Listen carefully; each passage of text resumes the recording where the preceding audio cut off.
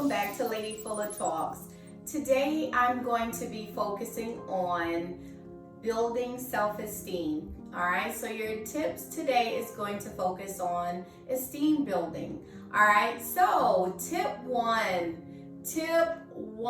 focuses on doing things that make you feel happy. Alright, tip one focuses on doing things that make you feel happy. Getting out the house, going to the park, going to places that make you smile, going to those stores, going in the shopping malls, of course being limited and making sure that you're staying safe due to COVID, making sure that you are covering up and wearing your face mask and practicing social distancing, doing things that make you happy. Not only going places make you happy, it might be trying a new recipe, it might be taking your pet for a walk, doing things that's going to release those positive hormones that make you feel good. All right, that might mean putting on a nice outfit, even if you're not going nowhere. A couple weeks ago, I talked about working from home, right? So that means putting on a nice outfit, putting on those that nice suit that you might like, and just being present with yourself. Doing things that make you feel happy, that make you feel good. That's tip one, okay? So you fill in the gap, whatever that might be. It might be practicing yoga. It might be learning a new dance move. It might be listening to some music. If you are a musician, it might be learning a new chord. It might be learning a new tune. If you're a singer, it might be trying to find a new area with your pitch that challenges you to move a little forward in those goals. If you like dancing or you like doing musicals or plays, it might be watching something that's going to bring some newness into your overall goal. All right, so that's tip one. Do things that make you feel happy. Tip two, surround yourself with those people, those friends, those church members, those family members that bring forth happy vibes. All right, so that might be unplugging from social media, from news platforms, and you're going to surround yourself with people that make you feel safe, that make you feel happy, that bring forth that creativity in you. All right, that could be anyone who does it for you.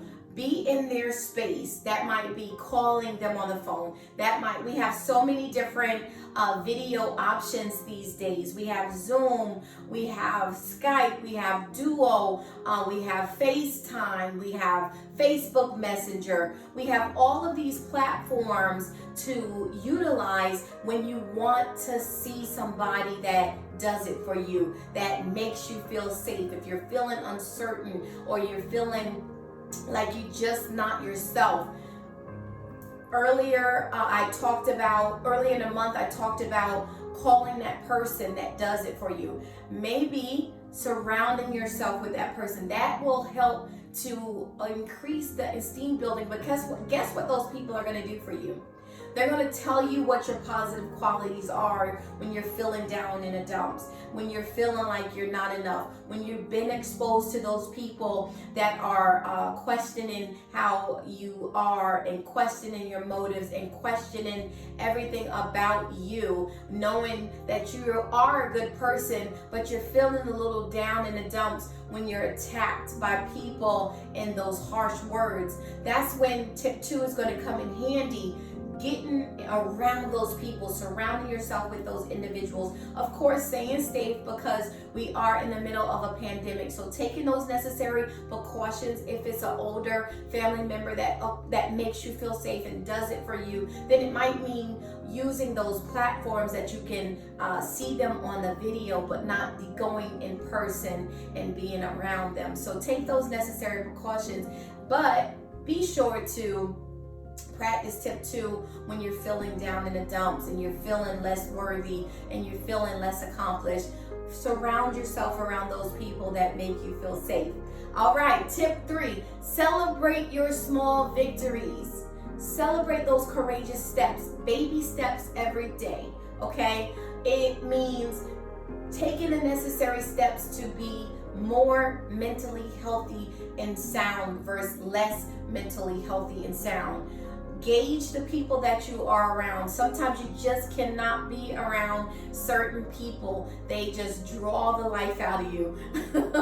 So if that is the case, it doesn't matter what category they fall under. If, as far as family, friends, co-workers, church members, whatever category they fall over, if they draw the energy out of you and you just don't have that extra energy to give, guess what? Stay off from around them. Don't go around them. Do tip 2, practice tip 2. Go around those people that make you feel safe and give you the energy that you need and give you those positive vibes that you need, all right? So that is tip 2. Surround yourselves. Tip 3, again, celebrate those small victories. Celebrate your progress that you're making. Celebrate the efforts that you are putting forth in order to see those things come into existence. Things don't happen overnight. Goals don't happen. You don't accomplish goals overnight. It doesn't just fall in your lap overnight. Now, you may come in contact with someone that is able to promote that goal and able to put you from point A to point B a little quicker. However, it takes time to achieve these things. However, even though it takes time, you still have the ability to make it happen. All right, you still have the ability to make it happen. When you are practicing these esteem building activities, these esteem building tips, guess what? You are going to become emotionally resilient.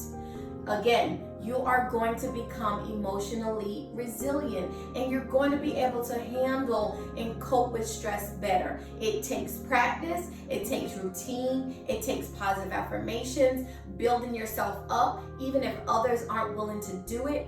That's what it takes to build yourself where you want to be. Now, self-concepts and self-esteem are very similar. All right, I'll say it again. Self-concepts and self-esteem are very similar. All right, self-concept is the representation that we look at and we construct ourselves. So we build ourselves up to be this person, and it basically boils down to what we think about ourselves. Okay, so that self-concept piece is what we are thinking about ourselves.